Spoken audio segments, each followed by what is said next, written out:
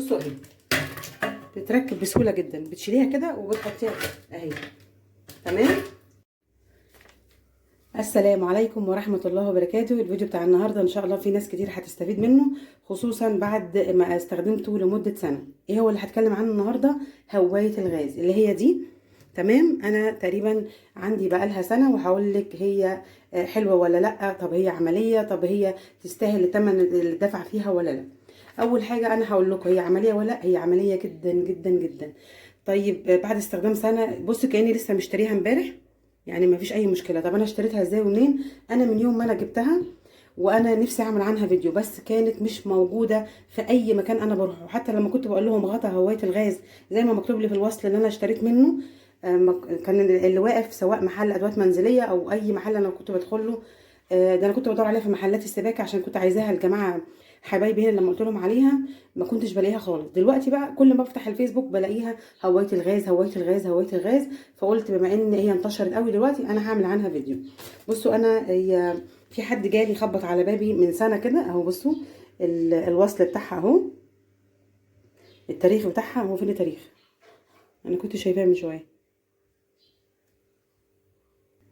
اهو التاريخ اهو. التاريخ 12/6/2022. تمام. اللي حابب ياخد سكرين عن الفاتوره ياخده، اللي مش عايز ياخده احسن، لان انا اشتريتها بالغالي وهي دلوقتي سعرها مش عايزه اقول لكم يعني ربع ما انا اشتريت او اقل كمان من الربع. طب انت اشتريتيها بكام؟ انا اشتريتها ومكتوب في الوصل، ولو انتوا خدتوا سكرين من الوصل وبصيتوا عليه هتلاقوا ان انا مشتريها ب 35 جنيه. انا حد خبط على الباب زي ما قلت لكم كده من سنه وقال لي ان احنا تبع شركه الغاز وعايزين نشيك على الهوايه بتاعه الغاز ونشوف انت عامله فيها ايه. طب انت منفسه لها هوا ولا لا؟ لان في ناس بتكتمها، في ناس بتقفلها خالص. انا بصراحه كنت طول الوقت قلقانه، لان انتوا عارفين الشكل اللي بيبقى تحت منها. كنت طول الوقت قلقانه ان الشبكه اللي بره تكون متاكله تدخل لي حشرات او حاجه. فكنت بصراحه ببقى قلقانه طول الوقت، زائد ان شكلها بصراحه مش حلو خالص. انا الاول كنت مغطياها، ده ستيكر، انا الاول كنت مغطياها بنفس الستيكر ده. كنت مغطياها هنا بس برضو كان شكلها مش حلو. فهو قال لي حضرتك انا معايا هوايه للغاز وسعرها 35 جنيه، وبركبها لك وبمشي. بصراحه انا اول ما شفتها وهو ركبها لي بالشكل ده زي ما انتوا شايفين كده، انا انبهرت بيها جدا جدا. هي طبعا 35 جنيه على سعر قطعه بلاستيك زي كده هي ما تستاهلش. هي حاليا في كل مكان في اسكندريه عندنا بادئه من 10 جنيه ل 15 جنيه. فهي حاجه لقطه، لو لقيتيها هاتيها. طب في منها الوان، في منها الوان كتير قوي. يعني هو لما لقى عندي الالوان دي كده جابها لي كده. انا جبت واحده تاني بحيث ان لو شلت الستيكر، جبت واحده حاليا لما لقيتها انتشرت جبت واحده ماشيه لون السيراميك اصلا بتاع الشقه، لربما بعد كده تختفي، لان في حاجات بنلاقيها كده وقت وبترجع تختفي بعد كده. انت لو لقيتيها هاتيها وانت مغمضه.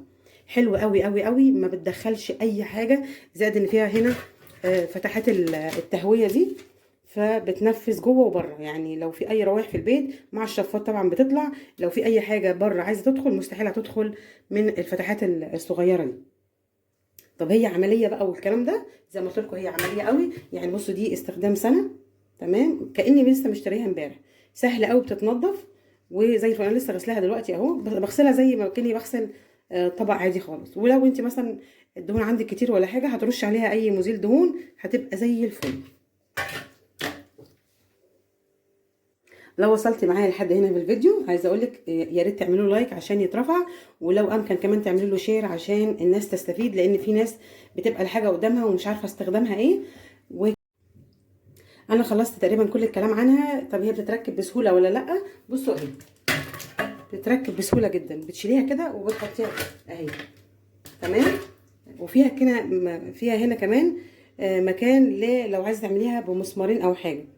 بس انا يعني شايفاها ان هي محكمه قوي اهي كده، فمش محتاجه. انت لو شايفاها ان هي محتاجه عندك المسمارين دول عادي بتخرمي لها بشنيور او حاجه وبتعملي لها المسمارين دول، لو انت عايزاها بقى ايه حاجه ثابته على طول.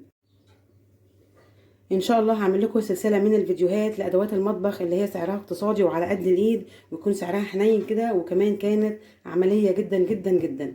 حاجات يعتبر انا جايباها ومستخدمها بقالها سنه، وانا في الغالب ما بتكلمش عن حاجه سواء في وصفه او في حاجه انا بقدمها في القناه الا لو كنت انا واثقه منها مليون في الميه بعد تجربه مده طويله. طيب لو حد مثلا سالني اجيبها عن طريق الشركه ولا من اي مكان، طب هل مثلا الخامه دي زي دي كله زي بعضه كله بلاستيك واحد وزي الفل. يعني انت مثلا لو هتخيري ما بين انك تروحي تشتريها ب 10 15 جنيه، ولا تروحي تشتريها من الشركه ب 35 جنيه، لو هي اساسا شركه حقيقيه. لان انا وقتها سمعت ان هي ده حد مجتهد كده وقايل ان هو تبع شركه الغاز وعامل الموضوع ده. يعني حتى لو هي الفكره دي كده كده زي ما اتقال نصبايا مثلا زي ما بيقولوا كده، بس بصراحه كانت فكره حلوه جدا جدا ان حد يجتهد ويعمل حاجه زي كده ويطلع يوزعها. فكره جميله. يعني كانت غاليه. لو حد من الشركه في يوم من الايام شاف الفيديو ده قللوا سعرها ويخلي الناس كلها تشتري منكم. وانت لو لقيتيها في اي مكان في اي محل اشتريها فورا، واشتري منها قطعه كمان او اتنين احتياطي لو حاجه اتكسرت، لو انت غيرتي مكان كده يعني. يا رب الفيديو يكون عجبكم، ما تنسوش تكونوا عملتوا له لايك، شجعوني بقى كتير باللايكات عشان ننزل مع بعض فيديوهات حلوه الفتره الجايه ان شاء الله. اشوفكم فيديو جديد، استودعكم الله والسلام عليكم ورحمه الله وبركاته.